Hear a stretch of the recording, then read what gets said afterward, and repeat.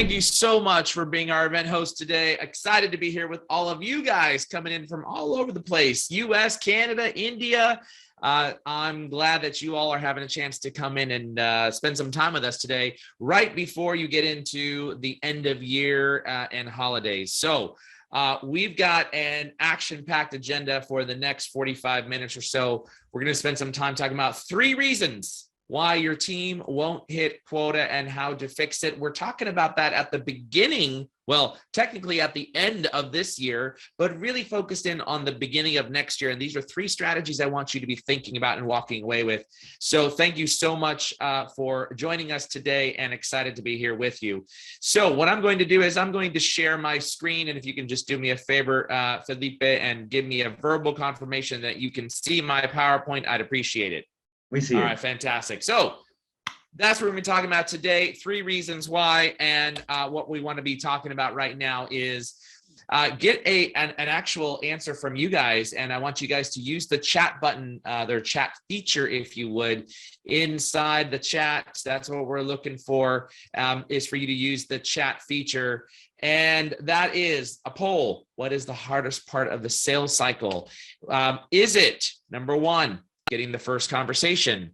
Number 2, qualifying an opportunity? 3, getting a chance to present a solution? Or number 4, closing the deal? What do you think? What's the hardest part of the sales cycle? Throw it into the chat directly below the screen here and let me know what you think is happening and what you think is going on in relation to the sales cycle. We got some answers coming in. We're hearing getting the first conversation. Thank you very much. Closing the deal. Okay, very interesting. And I see more number ones. Number one. Thank you, and thank you. Well, what is the answer? The answer is actually, you've already told us, not once, not twice, not 3 times, but 4 times. 69% of sellers have reported that getting the first conversation is the hardest part of the sales cycle. Getting the first conversation. Did you know that in June of 2020, we did this poll and we asked the same exact question in June of 2020. And at that time, 59% of sellers said getting the conversation was the hardest, the first conversation.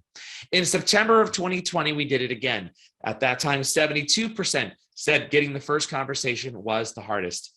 In April of 2021, we did it again. 69%, actually 68.5 to be exact, 68.5 said getting the first conversation was the hardest. And again, in October of 2021, 69% of sellers around the world, 1,295 sellers to be exact, said getting the first conversation is the hardest. Ladies and gentlemen, prospecting is hard. So the question is, why are so many of us dissatisfied with respects to our prospecting results? Ever felt like this? Sitting right there staring at the phone, someone hangs up on you, someone's rude to you. Well, how do we get better results? How do we drive effective prospecting strategies, not ineffective prospecting strategies? That's what we want to be thinking about. And that's what we're going to spend some time talking about today. So the first things first, I really want us thinking about several things about today's modern buyer. That is, number 1, they are digitally connected. Number 2, they're socially engaged. Number 3, they are mobile attached. And number 4, they are video hungry. Now think about this. They're digitally connected, socially engaged, mobile attached, video hungry, yet are we as a sales organization experts at engaging with our buyers through social media, at understanding that when we send them a message that we should only be using 111 words or less, because that individual may be reading it 40% of the time on their mobile device, and we don't want more than a one-touch scroll. Do we recognize that our buyers, 80% of the world's internet traffic is being consumed as a result of watching video? So if that's the case, then why are we as a sales organization not leveraging video in our sales outreach process? And not just a generic video, like here's a video for my corporation that's 5 minutes long. No, We're actually talking about hyper-personalized video where actually someone feels like they're talking specifically to them. John Smith, Jane Doe, whoever that person is, we want to be thinking about how do we actually talk specifically to that individual. So these are 4 different trends that are taking place that we as a sales organization in many cases have not adapted or adopted to. Now you might be saying, well, Mario, you didn't tell me anything new. I already knew that we were socially engaged, video hungry, digitally connected, mobile attached. Phenomenal. Did you change your methodologies? Have you specifically trained your sellers on how to go about rebranding themselves on a social media platform like LinkedIn to attract their target buyer? Have you taught them how to find and properly engage with their buyers? And we're not just talking about, I got a training from our social media manager. Are you kidding me? No offense against social media managers. I have the social media management team. In fact, Felipe Gonzalez, your host, is actually our social media manager. But those individuals have never carried a quota. They're not qualified to teach a seller how to go about having a conversation one-to-one to get that person to convert into a conversation. In addition, have we thought about how to turn that engagement that we have on social media into a connection, and then that connection into an actual conversation? What do we say? What do we do? What messaging do we put across to them to be able to bring them value so that we can have a call to action, which is a meeting? In addition, have you inspected what you're expecting from your individual sales reps as respects to mobile devices? Do we understand how long our messages are? How many links do we have inside of them? What are the call to actions? Are there too many call to actions inside there? More than one question? And very specifically, did we just give our reps a video tool to be able to start recording videos without any skills on how to be irresistible? Things like nonverbal and verbal cues, gestures, facial expressions. We have to do a better job at helping our sellers prospect better so that ultimately they can sell more. Now, you say that you think you're doing a good job. Well, I want you to meet Bob. That's right. We're gonna meet Bob here, and we're gonna spend some time talking to Bob. And we're going to look at an actual real message that Bob sends me. And very specifically, what we're going to be looking at is how consistent is this message when we look at the outreach that's happening globally across all industries, no matter what industry you are. We're going to take a look at a real life sales message. All right, here we go. I want to point out a few things to you, and that is number 1. As you've been using Salesforce, first off, you lost me in the first 5 words. We don't use Salesforce. I don't know how I got on your list, but let's just pretend that we are a Salesforce user. You lost me now at the 8th word and the 9th and the 10th. Why? Because you automatically pulled in our company name that you scraped off of LinkedIn through an automation tool. And our tagline is embedded into the company name. Yes, we do that for 2 reasons. 1, for branding, and 2, we want to see who's automating the message.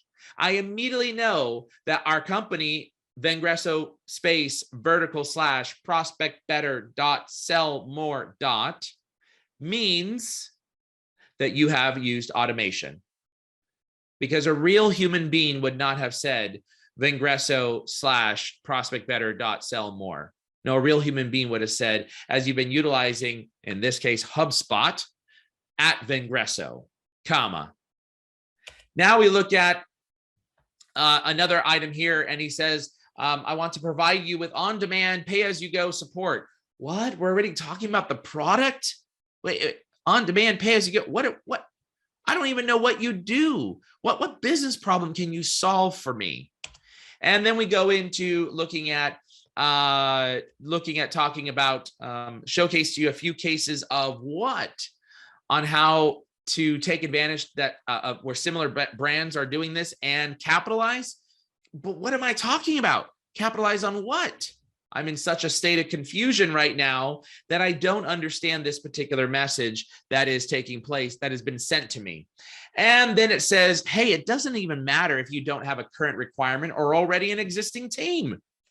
Whoa, wait a minute. People, we're actually looking at a real message coming from a real salesperson that is trying to get me to take a meeting. So you mean to tell me that it doesn't matter if I have a current business requirement, a business problem that you can solve, you still want to meet with me right now? Why would we even waste our time thinking about talking to a buyer who does not have a problem that we can solve? Now, you might be thinking, well, maybe for the future. I suppose if you're at 100% of plan for the organization, we should be thinking about this. But if not, we should only be thinking about who can we talk to that has a business problem that we can help solve. And then, the infamous diarrhea of the mouth when it comes to a product dump. Holy Toledo. I just went into 1, 2, 3, 4, 5, 6, 7, 8, 9, 10 bullet points all about product. All about product. That's right. We're talking about all about product here. This is a product pitch. Now you might be looking at this and I see some of the chat coming in. People are laughing, LOLs. I see the LOLs coming in. This is real. This is real. This is what we're seeing from your sales reps and your sales team. And this happens every single day. As the CEO of Vengreso, I receive outreach every single day. And I just had 7 this morning that went into my emails that suck folder. And they're all focused on product. Yeah. All right. So now we look at this and says, hey, would you mind connecting on a quick introductory call sometime this week or next? I don't know about you, but I am a busy executive. My calendar is booked out at least 2 weeks in advance. So please don't ask me to meet this week. And next week maybe might be the case, but what do you want me to do? Pull a needle out of the haystack and just throw out some times and say I'm available on these dates and times? Or how about you give me some dates and times that might work that I can go search for and see if it aligns? And now we think about this and we say, all right, what is the problem? Why are we so dissatisfied with our prospecting? Why does 69% of all sellers say the hardest part about selling is getting the first conversation? It's because the problem is us, people. The problem is us. We as a sales leadership team have not done our sellers justice. We have done the wrong thing in helping them prepare for today's modern buyer that requires modern engagement. And it's not spray and pray. It's not dial for dollars. It's not send more emails. It is not just connect on LinkedIn. It is not product pitch. It is not use all channels at any cost necessary with any message that you can get out there to hope that you can get a response. And it is not, let's throw something at the wall and see what sticks. We as a sales leadership team have been accustomed to the old way of selling. You know, I think as I think about my 25-year history in B2B selling, I think about what I was taught and what I knew was the right way to sell. And in fact, one of the things I used to do was I cold called. Well, we still do that today, by the way. Is it as effective? Well, most would argue that it's not. In addition to that, we email blast. And that's what we're doing today. We basically took the ability to take anybody's email, throw it into a sales cadence or engagement tool. Some of the great ones that are out there, SalesLoft, Outreach, VanillaSoft, Apollo.io, you name it, all these tools that are out there. And we've just now threw a bunch of emails inside there and we hit go on a cadence and we do 6 messages. And then we get those ones that in our inbox that say, did a lion eat you? Did you fall into the Amazon River? I haven't received a response from you. Those are the worst. And yet we still do it every single day. And I still receive those messages. We also used to attend network events. When was the last time, I'm curious, when was the last time, throw it in chat, when was the last time you attended an in-person networking event? Throw that into the chat, an in-person networking event. 1 month ago, 2 years ago? What was that? What does that look like? All right, we're getting some answers inside the chat. All right, so some of it, in some cases, yeah, over 2 years ago was when we attended a live networking event. Over 2 years ago for some of us. Yeah, absolutely. Some of you guys more recently. Interesting. So some of them in the more recent past within the last 3 months and 6 months. Gotcha. So this is what we did. And we had our reps go out there and we worked the crowds. And then in addition to that, we asked for referrals. And by the way, referral business will never change. So when we think about this, this is what we call the old way of selling. Our model has changed. The game has changed. And now our skills as leaders must change as well. So what does that look like? Well, here you go. The new way, the omni-channel way of prospecting, right dead center in the middle, email, networking events, live calls, cold calls, doesn't go away, but it gets enhanced. And what we add to that is the ability to engage with text messaging, the ability to leverage social networks, the ability to leverage sales video, the ability to do digital referrals and see who's connected to who and ask for that engagement. The buyer engaged you because they saw your content, your material that you posted or that your sellers posted. And then finally, we do have direct mail gift marketing. I saw that from somebody in the chat that they mentioned, hey, it looks like we need to think about direct mail. Yes, absolutely. This is what's called the omni-channel way. And I'll tell you a great story about how this actually works. And it comes from one of our own inside the organization, one of our very own, Mr. Hans Horn, actually. So one of the things that we were doing in terms of prospecting, our methodology is focused on going after 45 target accounts every single month, net new, 45, 90 points of contacts. That's what we focus on. Not spray and pray, and it's all about hand-to-hand combat. What do I mean by that? Hand-to-hand combat. I literally mean it's all about the hand-to-hand combat that we are doing customized, unique, individualized training that is specific, not training, messaging that is specific and unique to that particular individual. Case in point. Recently, one of Hans, in this case, our market development managers, reached out to an executive buyer. One of the things he did is he practiced what's called the 3x3, 3 things in 3 minutes. All right. What did he find? He looked at their profile on LinkedIn. Once he looked at their profile, what he did actually next was scroll through the profile and he found something of interest. What did he find? A certification. What did that certification say? That they are a wine somm, a sommelier. Okay. Now he said, where does this person live? Then he looked and said, oh, they live in this region of the country. I didn't know that they produced wine or grapes there. Let me go do some research. Then he went on Google and said, what types of grapes are in this area? And he found out that there were a series of different types of grapes that only grow in that particular region. And he reached out to the individual and said, hey, Jane Doe, this is Hans. I wanted to let you know I'm reaching out as your point of contact. And I noticed that you're a wine somm. Tell me, which of these 6 unique grapes that grow in this particular area, your region alone, are the best of the best in terms of wine? And then he went into one of the reasons also I'm reaching out is because, and he went in to talk about one of the business challenges that we solve. We help sales leaders create more sales conversations.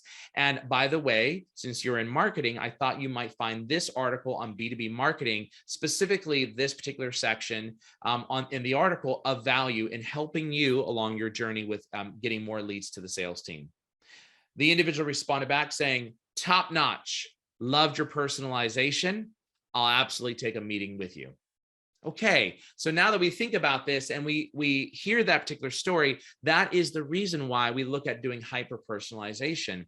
And what Hans did is he utilized the actual scripts that we have to get into this person's office, but he used his brain, he humanized the connection experience. And one of the things we teach here at Vengreso, and what I want you thinking about, and take this quote back to your sales team, in order to be interesting, you must be interested. In order to be interesting, you must be interested. Now, one of the things that Hans needs to make sure he does on that first call, which will take place, if I'm not mistaken, the week after next, is he actually needs to ensure that he follows up with that particular thought process about the wine. Otherwise, it would be a personalization for the sake of personalization, and buyers can see through that. And so that's very important that we understand these elements in terms of this omni-channel approach to prospecting, that when we are engaging with the buyers, we're going to engage in various different channels and use these channels to be able to engage. And by the way, he utilized email to send that particular message, but he utilized social networks to glean the data. Yeah. So this is the omni-channel way. And we talk about now that message that Hans sent. He utilized what's called the PVC Sales Methodology, the PVC Sales Methodology. Now, the PVC Sales Methodology is all about how to, number one, personalize that particular outreach. You can do this in one of two ways. You can personalize either to the individual, or you can personalize to the persona's pain. Now, the example I just gave you with Hans was hyper-personalized to the individual. And he identified what our key focus is in doing in helping marketing teams and or sales leadership teams to be able to, one, book more meetings, and two, grow the sales pipeline. So he used both of them in one. There are occasions, however, where you cannot utilize hyper-personalization. You may have a buyer who has absolutely zilch on their profile, and the company as well has zilch. It's very rare, but it does happen. So in those particular cases, when you extend outreach, you might start that particular message with the following. Hey, John, I'm reaching out because most IT leaders that I speak to have two common problems, number one and number two. Those two problems should map to your solution. When we start with those two problems, what you're doing right off the get-go, unlike Bob in the beginning, the story in the beginning, Bob said, I want to take a meeting with you no matter whether or not you actually have a problem. What we're focused on with the PVC sales messaging framework is, do you have a problem that I can solve? Because if so, it makes sense for us to connect. But if you do not have that problem that I can solve, guess what? It does not make sense that you connect. All right. So the first part of your 111 words is all about looking at how to hyper-personalize. The second part is, how do you bring value? And that is, we need to understand and state the pain. I just mentioned that example to you that in the IT world. Let me give you one as if we were selling to a sales leader. As a sales leader, we would reach out and say, generally, most sales leaders that we speak to have two common problems. Number one, they want their reps to book more meetings. And number two, they want to grow the sales pipeline. Are you challenged by these two problems? If so, attached is an article that is the definitive guide to prospecting, or the best sales cadence, or how to break through and get a response using cold email. We would send those articles along that are produced by the marketing organization that map to a business problem that our buyers are trying to solve for, and we would include that. And then we always say, by the way, feel free to send this out to your sales team to begin implementing now. And some of these ideas that we have in blogs are phenomenal, and they're super valuable. In fact, I just did that with an executive in a connection request this morning. He took my piece of content and he forwarded it out to the sales team. I got a bunch of read receipts showing that they were watching my video at this particular organization. And then I got a connection request 3 hours later saying my CRO asked me to reach out to you to schedule some time to have a conversation. I didn't even do anything other than bring value to the conversation. And that's what we want to be thinking about. I was just on a conversation with the global head of sales solutions for LinkedIn. Sales Solutions is the division, as you know, that does LinkedIn Sales Navigator. New data. Here we go. 40.2 billion more emails have been sent in the last year than in the year prior. Okay. However, response rates are down by 30%. So we've increased our volume by 60%. By the way, that came directly from this particular podcast. By 60%, we've increased the volume of outreach, phone calls, emails, but our buyer response rate has decreased by 30%. So the challenge that we have, and one of the things that LinkedIn was saying was, those that take the time to hyper-personalize will win the battle and the war. Number 3, we want to make sure we have the right call to action. Let me pause here for a second. Most cases are account executives, BDRs, SDRs, when they're extending outreach, the very first CTA that you see is all around book a meeting, book a meeting, book a meeting, book a meeting. I want you to consider for a moment, sales leaders listening in, that it's not about booking a meeting. Rather, what it is about, it's about getting engagement. Get the engagement. We might ask for the meeting, but there's nothing wrong with asking, do you have these 2 problems that other sales leaders are dealing with? Get a yes, get a no. Ask for their opinion about something. See if they want to attend an actual an event that your organization might be hosting. Those CTAs are super powerful CTAs because it identifies intent, buyer level intent. So the PVC sales methodology is a sales messaging framework by which you need to go out and teach your sellers and look at every one of those messages. Are they hyper-personalizing? Do they bring value? That means your sales reps, yeah, they need to go out and actually look at your content. They actually need to read the blogs. They actually need to watch the videos. Yes, yes, yes, they should. When do they do that? I don't know, when they're wasting time using their phone. Take the time to grow is what we teach our sellers. And when we're training those particular sellers, you have to become a marketer in order for you to be able to market to today's modern buyer. All right. Now let's move on to what I call the second issue that will prevent your team from hitting quota, and that is ineffective sales training. Boy, this one's near and dear to my heart, being a sales training company. And some of the things that I'm seeing come in right now is the mad desire by sales leaders to get everybody back in person and go back to the old way that we used to train people with a 1-day or 2-day event. I scratch my head and I say, huh? Why? Why would we do that? Why would we bring them back? Well, let me use some real data that will help you understand whether or not this is actually a good decision or not. Number 1, traditional sales training. This is the in-person events that you are normally accustomed to, 1, 2-day, 3-day, 4-day, 5-day workshops. 70% of B2B sales reps forget the information they learned within a week. 70%. And 87% of the B2B sales reps forget the information they learned within a month of that particular training. Okay, wait a minute.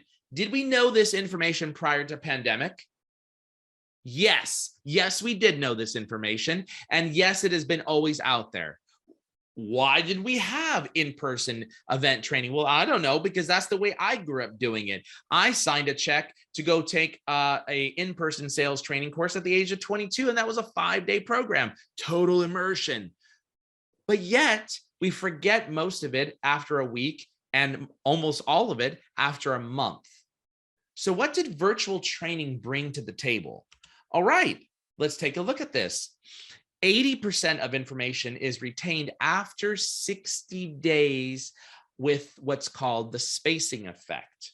What's the spacing effect? Well, that is basically you take the time to go over a subject. That subject is broken down into multiple chunks, no more than 7, and you take 60 days to max 90 days to help them learn those chunks, any one of those 7 chunks. Now here at Vengreso, we break our trainings out into 6 chunks for our LinkedIn Sales Mastery program, our Video Sales Mastery. They're all broken down into 6 chunks.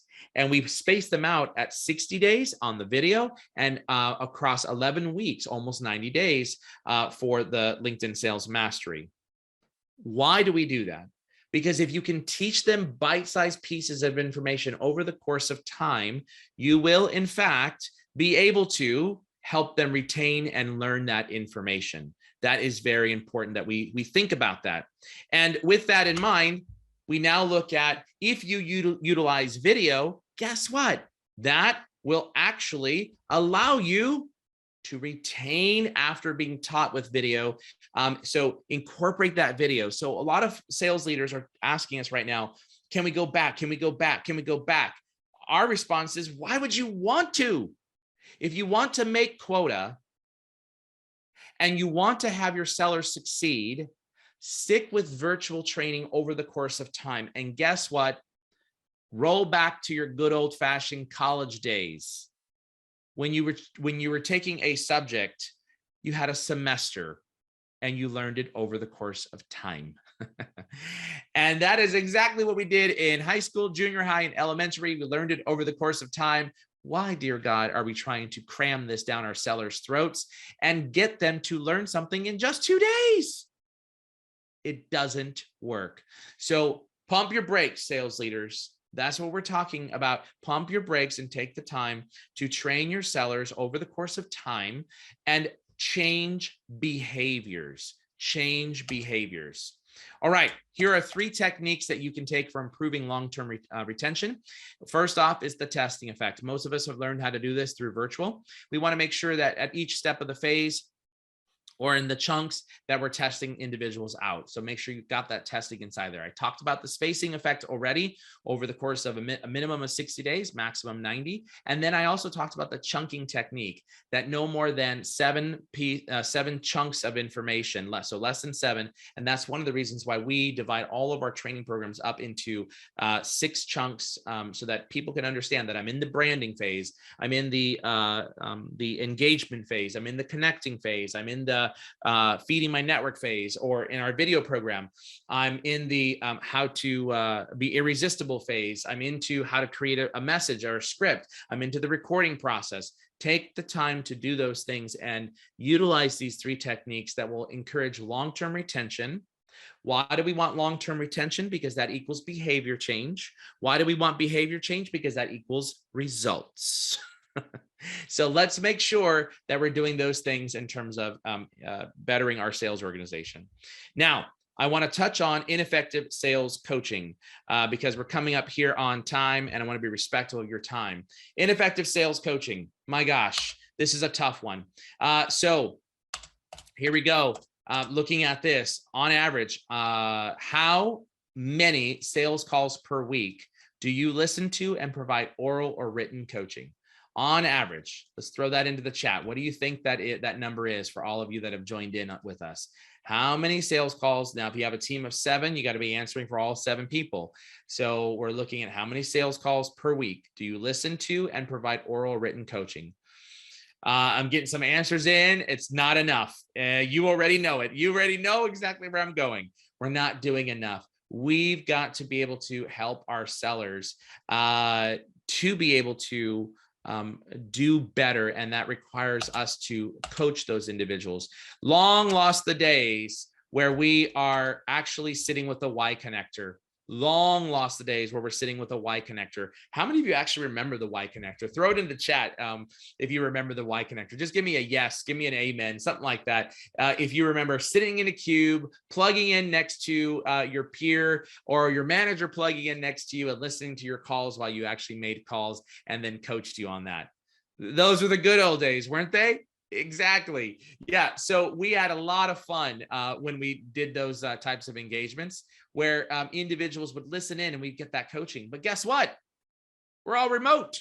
So we don't have that ability to get that coaching anymore. That Y connector is gone. And we need to be thinking about how to actually utilize tools and technologies like from Gong as an example that allow us to be able to listen to our sellers' calls. So I want to encourage you to implement what we call the OGC. This is the OGC effect. It's 60 minutes per week, per rep, and then you repeat each week. First off, find a way to get them to record the calls, and both the manager and the rep listen to this on demand. They listen to the call. The rep is looking for, how did I do? If you listen at 1.5x, a 30-minute call will only take you 20 minutes, right? But this is good to be able to go back and listen to some of that individual coaching. And for the manager, you have to do this. You have to understand where are the pitfalls, where are the challenges at. Then what you implement on a weekly basis is the group feedback. So this allows you to raise up the team. Every person on the team must listen to one other person's call. It's totally random. So you can listen to John or Billy's or Bobby's. And most people kind of do the round robin. And when they do that, they're giving written feedback inside of a tool like Gong, as an example, or Chorus from Zoom Info, or any of the other tools that are out there that you can leverage to be able to get this type of feedback. And then on the third thing, we look at doing live virtual coaching. So we take the time to be able to talk with our reps and walk them through what we heard and what we listened to, so that we are not only getting it from on-demand self-evaluation and the manager, but then we're getting it from the group. And at the same time, we're getting that live interaction. If we do that each week, and I realize what I'm asking you to do is a lot. It's a lot. Think about this. That's 7 hours for 7 sales reps that may be sitting on your team. That is a lot. But if you want to hit your quota, you must implement the OGC effect in order for you to be able to be most effective and hit your number. So the old ways of doing things creates barriers. The old way of selling, the old way of prospecting, the old way of training, the old way of coaching. We really want to be thinking about the new ways that creates growth and opportunity inside of the organization. And when that happens, you can actually create some amazing results.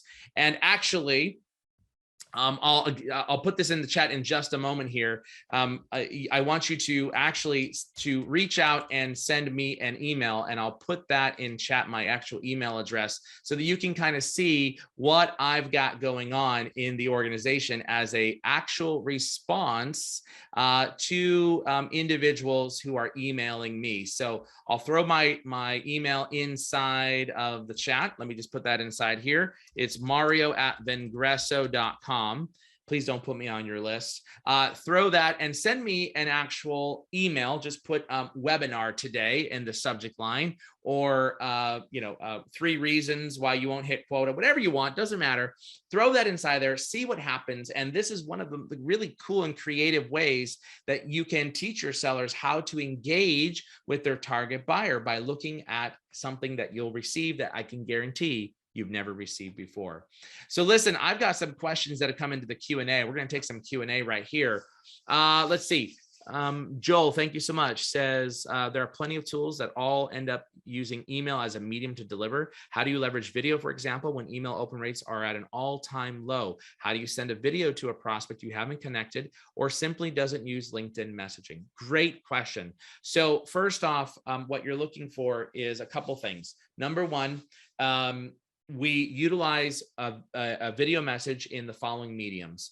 Number 1, email. Number 2, LinkedIn. And we oftentimes we can use that through text messaging as well. And so that's one of the things I want you thinking about is our job has become much more complex in looking at how do we actually engage with today's modern buyer. And that's one way to do that. One of the other things too is when you look at why open rates are at all-time low, some of those open rates are deceiving. Apple did implement something actually about 60 days ago that is preventing companies like HubSpot and Marketo and even your Gmail from being able to see that someone actually opened the email. It's the privacy functionality on an Apple iPhone. So we're actually seeing ourselves at Vengreso the impact of that particular situation. We have people who registered for this event right here that show in our system that they did not open the email, which is really crazy and odd, yeah? And even though they received the email. With that in mind, what I want you also thinking about is that it's an omni-channel. And one of the things that you need to think about is do send the text-based email message, and then also do send a video-based message as well. But it's as much in the content as it is in the actual creation of these types of tools. So does your subject line suck? That's the first thing you want to ask yourself. Some good rules of thumb are 1 to 3 word subject lines. 1 to 2 perform the best, generally speaking.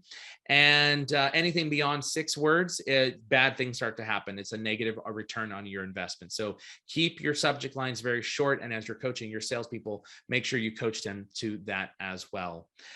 So that helps there. Someone asked about tools that are being utilized for actually doing coaching. So the tools that I mentioned during our session here was related to gong.io, chorus.io, and there's a couple other tools that are out there. And if you're using HubSpot, you can actually record directly to Zoom, and Zoom will synchronize back to that individual contact record inside of HubSpot, and they're about to release a coaching tool as well inside of there. So that's one thing that you can do. Another individual here on the questions and answers says, hey, is there a way that, you know, all of our sales messages can be stored if we're not using SalesLoft or Outreach? Great question. The answer to that question is yes. And Felipe is going to throw into the chat fly message link from our Vengreso site. And it is flymsg.io. Felipe will give you actually the direct links because that's actually a redirect. But if you're listening to this, you can't see our chat. So it's flymsg.io. It's a great little free tool that does a premium version. We'll be launching in about 30 days on that particular tool that will allow you to be able to store all of your messages, use them anywhere on the web, including LinkedIn, and you can use little snippets or shortcuts and type in things like book a meeting, a phrase, and it puts out your whole meeting link and a message inside there. And there you have it. Vengreso.com/fly message is where you can go to. I would encourage you to load yourself up and get that free tool and activate it today. All right. We have gone now here over time. Excited to be with you guys. Thank you so much for joining today. Listen, those 3 things are 3 things that we want to correct. If you have any questions, feel free to reach out to us at info@vengreso.com, info@vengreso.com. You could also go to sales@vengreso.com. And I hope that you sent your email in to see that very cool technique on a out of office video message. For those of you that are tuning in again and again on our webinars, thank you so much for following us. And this is the last webinar of 2021. So we are wishing you great times with your family over the next couple of weeks. And we hope that you all stay safe and make 2022 an amazing year. Take care, guys. Thanks for joining us.